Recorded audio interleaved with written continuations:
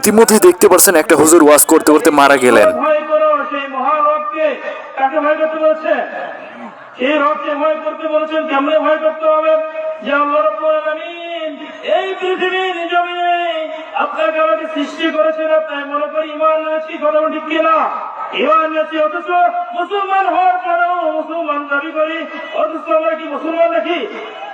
আমরা কি line check করো?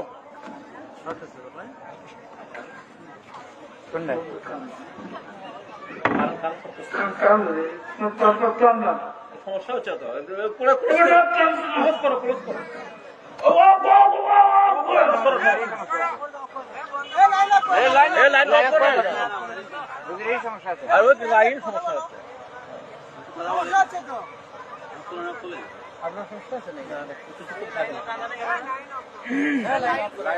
লাইন আপ করো।